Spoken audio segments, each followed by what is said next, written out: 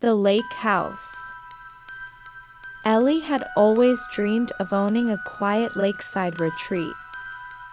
When she stumbled upon an old, abandoned lake house deep in the woods, it felt like fate.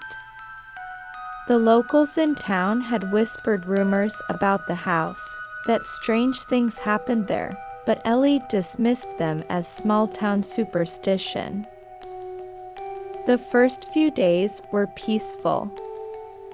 The water shimmered under the afternoon sun, and the stillness of the forest was comforting. But at night, the atmosphere shifted. The house groaned as if it were alive, the floorboards creaked when she wasn't walking on them, and strange ripples disturbed the lake's surface even though the air was still.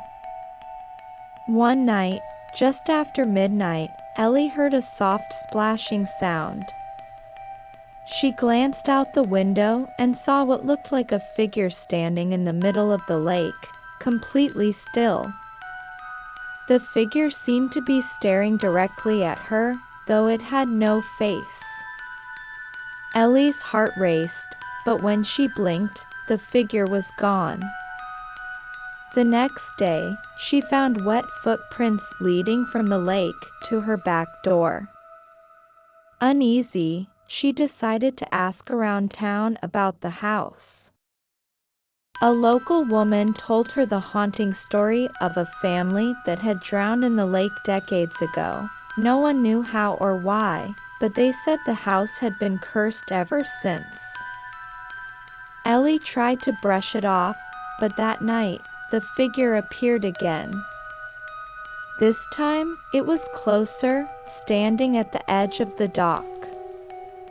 She locked all the doors and windows, yet when she turned away from the window, she heard the unmistakable sound of wet footsteps approaching the house.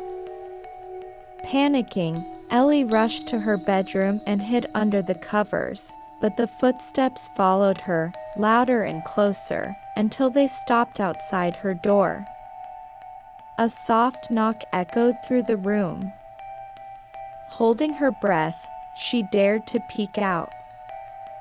The door slowly creaked open, and there, dripping wet, stood the faceless figure from the lake. Its hollow eyes seemed to pull her in, and before she could scream, it reached out. The next morning, the lake was calm, the house eerily silent. The only trace of Ellie was a set of wet footprints leading from the lake to the front door,